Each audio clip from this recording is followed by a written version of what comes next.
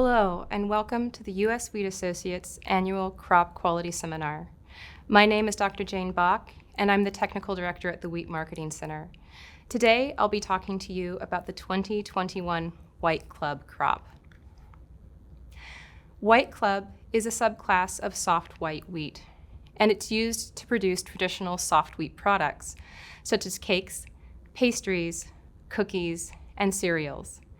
It's also used as a blending wheat with soft white to produce the subclass Western white wheat, and Western white can be used to produce the same types of products. Let's get into some of the 2021 White Club crop highlights. The production of club wheat occurs in the tri-state Pacific Northwest region of the United States. Those states include Oregon, Washington, and Idaho. This year, Washington produced approximately 76% of the White Club crop, followed by Idaho at 17% and Oregon at 7%, roughly similar to last year's production estimates.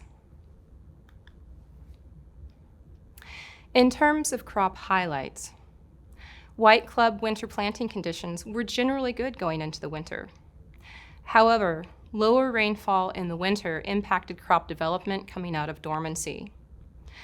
As a result of the low soil moisture conditions and the extreme heat, White Club spring wheat planting conditions were quite poor. During crop development, extreme sustained heat in late June without adequate soil moisture accelerated crop maturity, resulting in higher protein contents. However, this higher protein content does not necessarily lead to stronger wheat gluten characteristics this year. Production is estimated to be roughly half of last year's production. Let's get into the wheat quality data for the 2021 White Club crop. This year, test weight is down slightly at 59.7 pounds per bushel, or 78.5 kilograms per hectoliter. This still constitutes a number 1 grade for U.S. White Club wheat. Test weight was down predominantly due to smaller kernel sizes this year, and as a result, we did see an uptick in shrunken and broken kernels. In this visual representation of the test weight distribution, you'll see that the bulk of the crop comes out at 58 pounds per bushel or better, which is U.S. grade number 1 for White Club wheat. This translates roughly to 76.4 kilograms per hectoliter.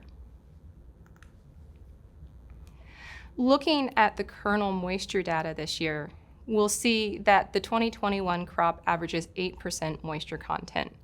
This is down slightly from last year, which averaged 8.5% moisture. So with each purchase, you're essentially getting more grain than moisture. Protein content was higher this year due to the drought conditions in the Pacific Northwest.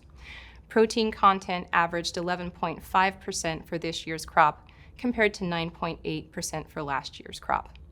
However, this protein content is not indicative of the protein quality this year. Because we're seeing smaller kernels this year, we do see slightly higher kernel ash at 1.35% compared to 1.27% last year.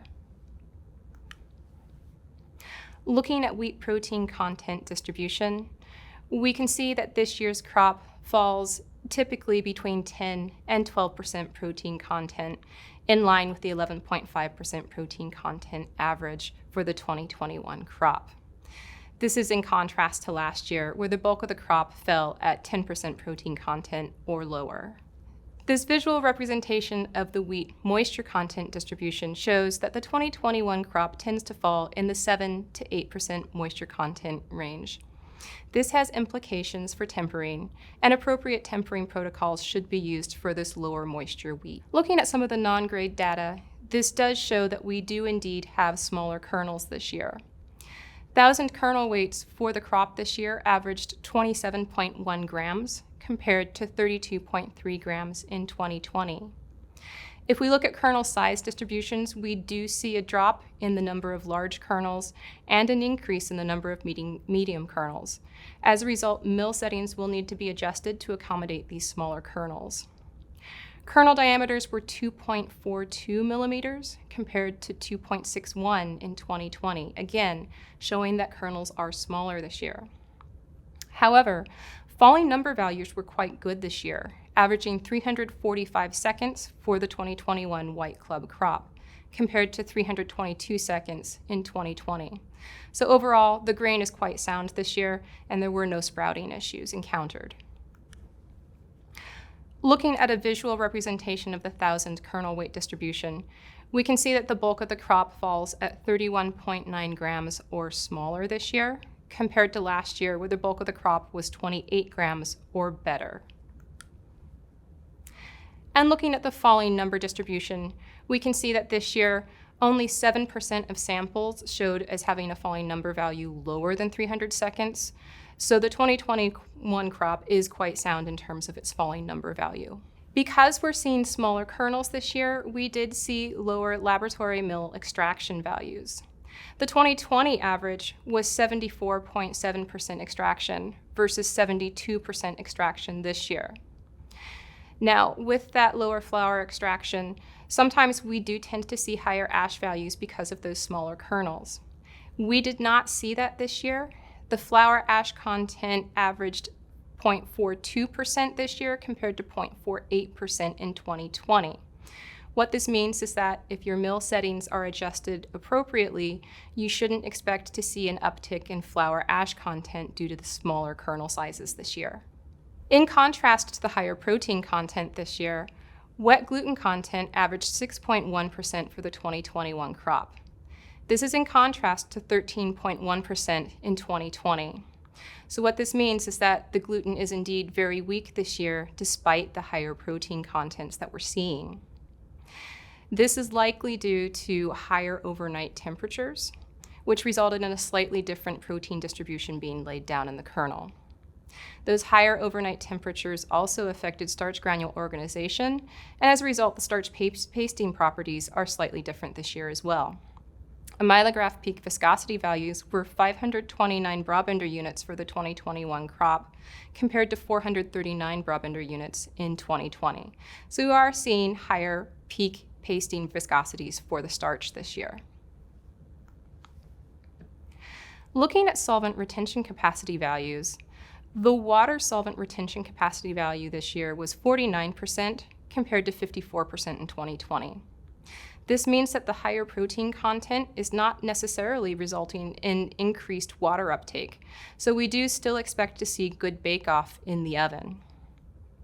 If we look at the 5% lactic acid solvent retention capacity value this year, the average was 75% for the crop compared to 79% last year.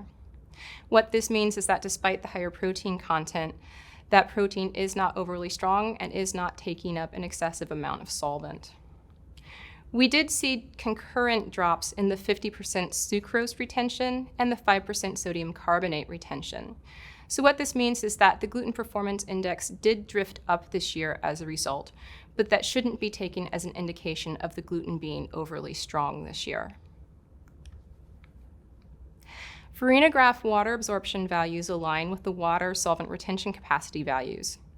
This year's white club crop averages 51.1% farinograph water absorption, which is in line with the 5-year average of 50.4% water absorption for white club. Peak times and stabilities were quite short this year, in line with last year and the 5-year averages. So this is indicative of appropriately weak gluten for the white club crop. Alveograph data is slightly different this year. While p-values were similar between 2020 and 2021, the L values, or extensibility, were shorter this year. L values were 43 millimeters for the 2021 crop compared to 101 millimeters for the 2020 crop and 83 millimeters for the 5-year average. Keep in mind that the alveograph test is a 3-dimensional stretching test, and these results may not align with the extensograph results.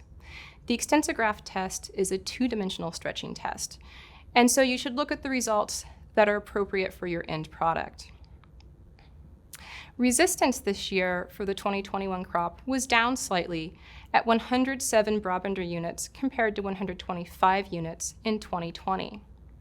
However, extensibility this year was longer compared to the 2020 crop.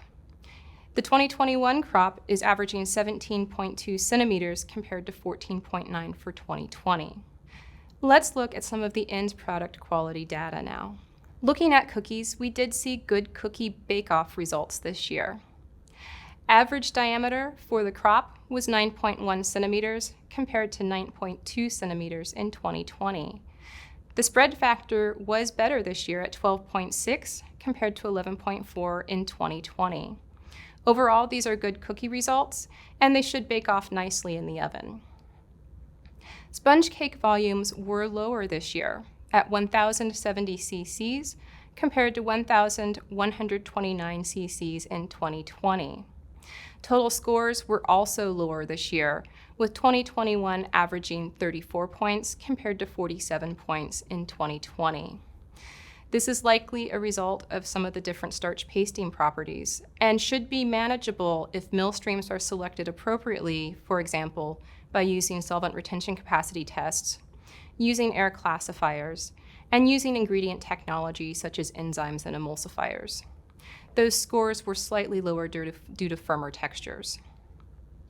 Chinese Southern type steam bread specific volumes were greater for the 2021 crop this year.